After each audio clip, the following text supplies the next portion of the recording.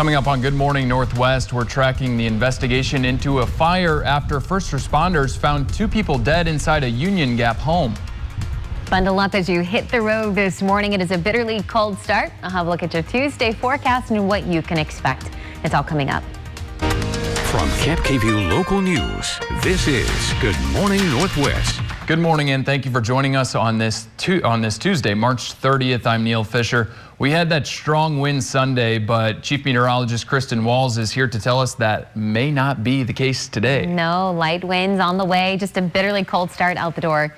Let's get you started first with that live look. Legend Skycam Network there in downtown Yakima. So with a clear sky and then the light wind, we are looking at just a cold start. So make sure to grab that heavier coat out the door. 26 currently in the Tri-Cities, 23 now in Hermiston, 32 in Walla Walla, and also in the low 20s for Yakima. Not much of a wind to speak of, but it's really not taking much to drop these temperatures. At least the feels like temperature down into the teens. 6-mile-per-hour wind in Yakima. Your wind chills down into the teens. Pretty calm in the Tri-Cities, and then a 9-mile-per-hour wind in Walla Walla. But clear and quiet around the Pacific Northwest. There's that high-pressure system building in, and that means nothing but some sunshine today. 53 degrees at lunchtime, and then jumping up to 60 degrees for this afternoon. Temperatures will continue to go up and up as we take you over the coming days. I'll have your full forecast, Neil. It's all coming up. All right, thank you, Kristin. Union Gap police are investigating a fatal fire that claimed 2 lives over the weekend. Police say the fire started early Sunday morning at a house near South 5th Avenue and West Walla Walla Street in Union Gap. Police say while several people were able to get out safely, 2 adults did not. We had reports that some people might, that belong at the residence might be missing. We were able to determine that there's 2 bodies inside the house today. Authorities say they don't know what caused the fire, but are investigating it as suspicious. Police are not releasing further information about the incident at this time.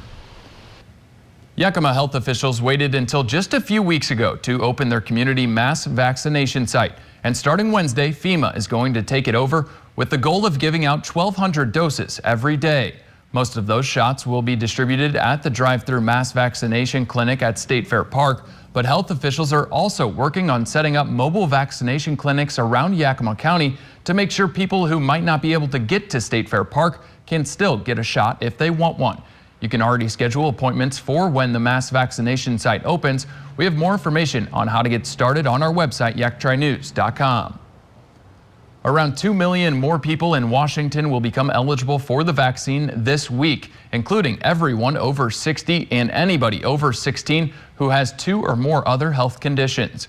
In Oregon, restaurant employees, agriculture workers, wildland firefighters, and people who are homeless are now eligible for the vaccine. Doctors are still working to figure out whether the vaccine actually stops you from spreading the virus or whether it just keeps you out of the hospital. The CDC says even once you're vaccinated, you need to keep wearing a mask to protect other people. And with cases rising once again, President Biden asked all state and local leaders to bring mask requirements back. Please, this is not politics. Reinstate the mandate if you let it down. And business should require masks as well. The failure to take this virus seriously, precisely what got us into this mess in the first place. The director of the CDC says she's worried about the possibility of a 4th coronavirus surge, even with hundreds of thousands of people getting vaccinated every day. We're getting an early look at the World Health Organization's report on where coronavirus originally started, finding it likely started spreading no more than a month or 2 before it was noticed in December of 2019.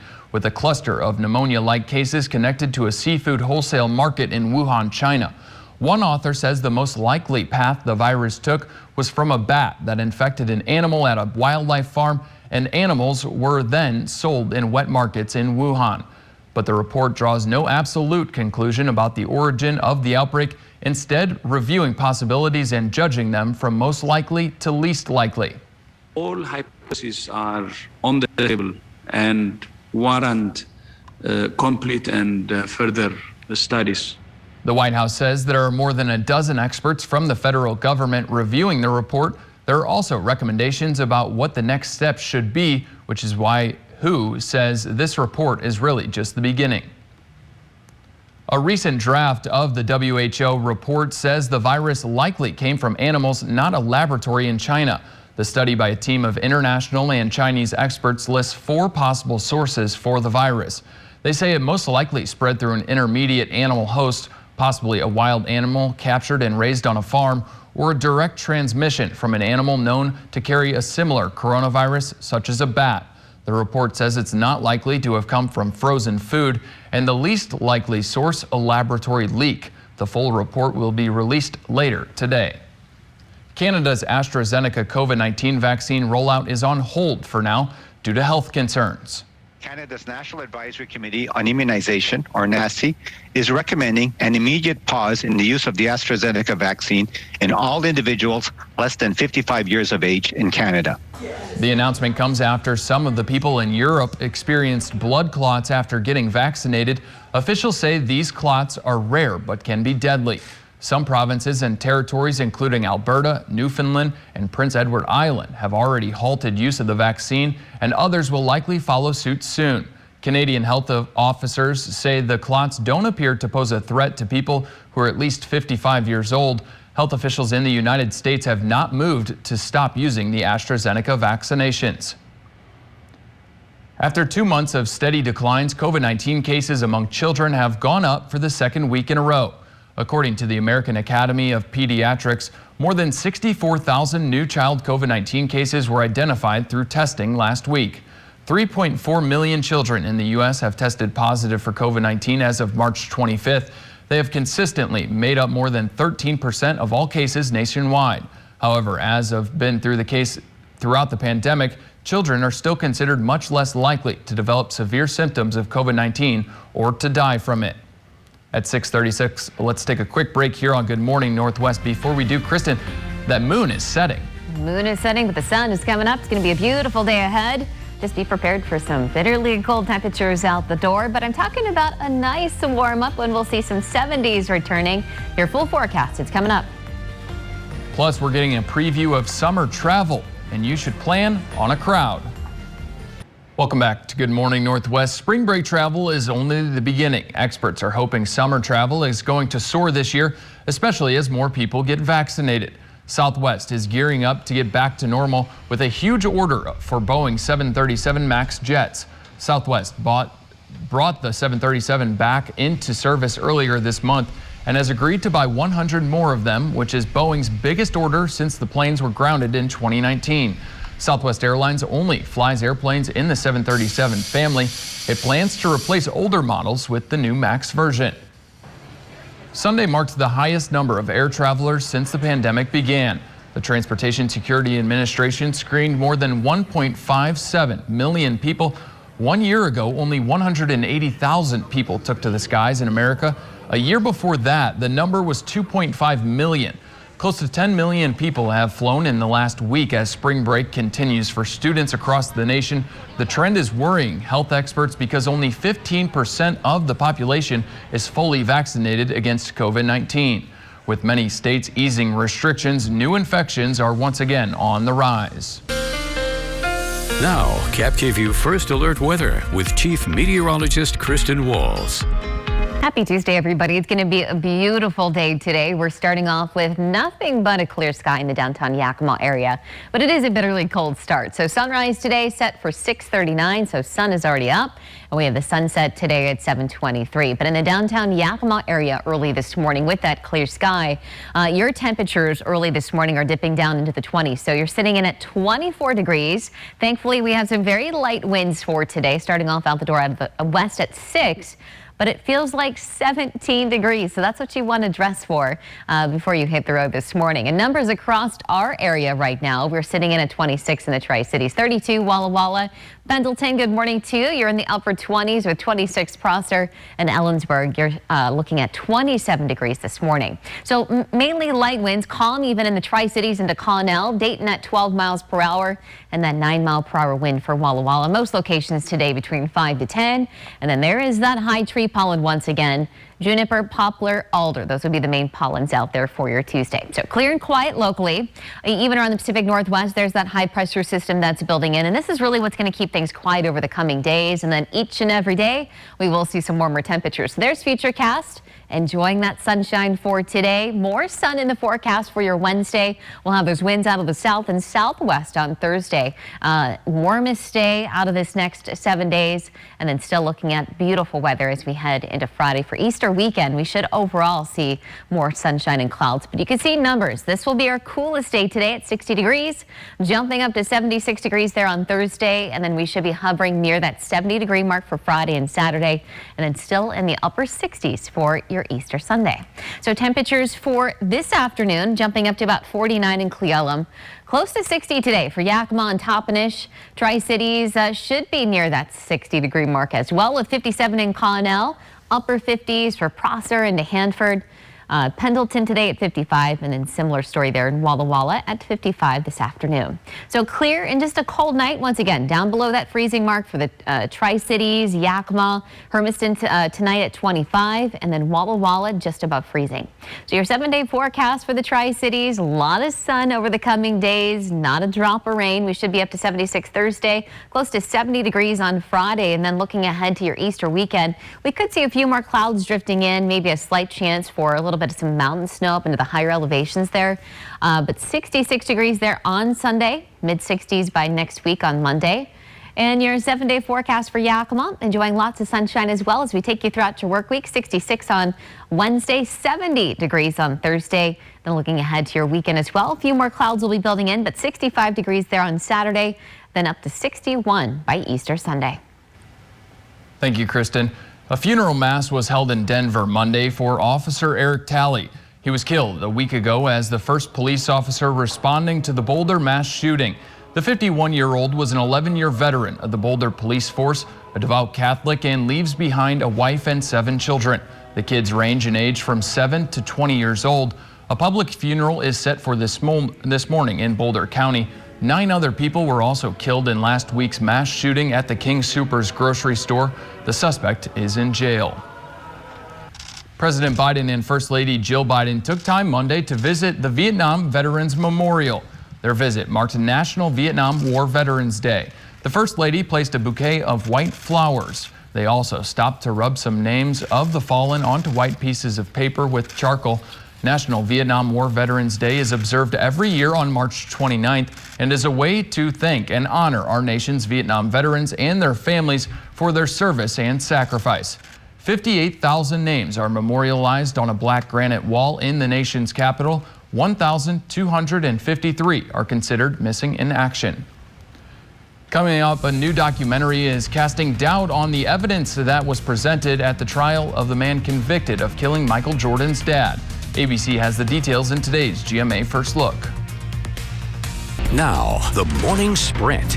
Union Gap police are investigating a fatal fire that claimed 2 lives over the weekend. Police say the fire started early Sunday morning at a house near South 5th Avenue and West Walla Walla Street in Union Gap.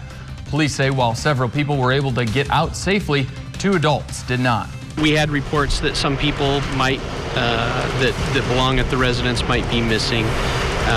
We were able to determine that there's 2 bodies inside the house today. Authorities say they don't know what caused the fire but are investigating it as suspicious. Police are not releasing further information about the incident at this time. A Yakima City Council candidate has been arrested on suspicion of assault, harassment, and malicious mischief. The Yakima Herald reports 28-year-old Garth Mckinney is accused of striking a 26-year-old woman, throwing his motorcycle helmet through her parents' apartment window, and pointing a gun at them. McKinney was scheduled to make a preliminary appearance yesterday in Yakima County Superior Court. He remained in the Yakima County Jail Monday morning, according to the jail's log. McKinney is seeking a District 6 seat on the City Council. Authorities in Oregon are searching for 3 teens who escaped from a youth correctional facility on Sunday. They assaulted a staff member and took their keys before leaving through a hole in the fence surrounding McLaren Youth Correctional Facility. The teens, identified as Preston Andrizzi, Anthony Fitzhenry, and Christian Goen, all lived in the same unit. According to officials, they are considered a safety risk to themselves and others. The facility is located between Portland and Salem. Serial killer Joseph Edward Duncan III, who was facing execution after being convicted for the 2005 kidnapping and killing of a 9-year-old Idaho boy, died Sunday morning. In May 2005, Duncan murdered 3 of the boy's family members at their home just outside Coeur d'Alene, Idaho, before kidnapping the boy and his 8-year-old sister. According to a press release, he also admitted to killing other children. Duncan had been in custody on death row at the Terre Haute Federal Correctional Institution in Indiana. He had been diagnosed with terminal brain cancer before his death. An update from Washington State Patrol has confirmed a stunning number of car accidents in the state's 6th district, which includes Chelan, Douglas, Grant, Kittitas, and Okanagan counties. According to a tweet from WSP Trooper Bryant, 36 accidents occurred as a result of wind and dust storms over the weekend. His tweet said that the majority of the accidents occurred in the snowy, slushy regions of Kittitas County near Snoqualmie Pass, in addition to the Grant County and Othello areas. The largest incident of the day included 8 vehicles on SR 26 just east of Othello. Yakima health officials waited just a few weeks ago to open their community-based mass vaccination site. And starting Wednesday, FEMA is going to take over with the goal of giving out 1,200 doses every day. Most of those shots will be distributed at the drive-through mass vaccination clinic at State Fair Park. But health officials are also working on setting up mobile vaccination clinics around Yakima County to make sure everyone who wants to get a shot can get one. You can already schedule appointments for when the FEMA mass vaccination site opens. Around 2 million more people in Washington will become eligible for the vaccine this week, including everyone over 60 and anybody over 16 who has 2 or more other health conditions. In Oregon, restaurant employees, agriculture workers, wildland firefighters, and people who are homeless now qualify for the vaccine. Now to the results of our poll question of the day. We asked you what you thought of Lil Nas X Satan Nikes. More than 75% of you hated the shoes. Thanks for weighing in. 2 boats were destroyed after an explosion led to a large fire at a marina in Vashon Island Monday morning. Local stations reported the fire broke out at Quartermaster Marina just after 4 a.m. Firefighters had to deal with icy piers to get to the scene, but once they arrived, they found 2 boats burning at the marina, according to the Vashon Island Fire and Rescue. Neither fire was doused until the boats eventually sank. No one was on board either boat when the fire broke out, and no injuries were reported. Authorities say 5 people were killed in a helicopter crash in Alaska on Saturday. One of them was 56-year-old billionaire Peter Kellner, who, according to Forbes magazine, is the Czech Republic's richest man. Another 50-year-old Czech Republic resident also died in the crash. 3 others were killed as well. A 52-year-old from Colorado, a 38-year-old Alaskan resident, and the 33-year-old pilot. A 6th person on the helicopter was injured and is in serious but stable condition at a hospital. All right, some beautiful conditions as we start to Tuesday. So let's give you a live look right now. This is from Richland's Columbia Point. Nothing but that blue sky. So the sun is already up today. Nothing but some sun. So sunglasses certainly needed today. We're going to see a lot of improvement in the wind, much lighter. So sunset today at 7:23. So with the light wind and then also the clear sky, it is just a cold start early this morning. Let's get you over to some of those current temperatures. Tri-Cities right now, we're actually missing a lot of our temperatures right now, but we're down into the 20s across the majority of our area. 26 currently in Prosser, 29 there in Toppenish, and 28 in Dayton. And with some of the winds that we have around the area, we're looking at some wind chill values down into the teens. So clear and quiet. We have quiet conditions around the Pacific Northwest as well as that high pressure system built in. But the good news is over the coming days, we're going to see a nice warm up. So we're talking 60 degrees or close to 60 this afternoon. We're going to be in the upper 60s on Wednesday and then some 70s back in the forecast for your Thursday. Still no rain chances just yet.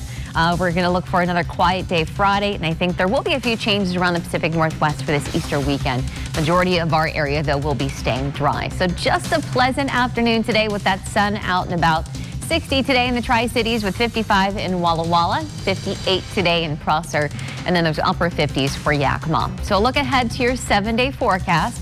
A lot of sun, no rain chances ahead.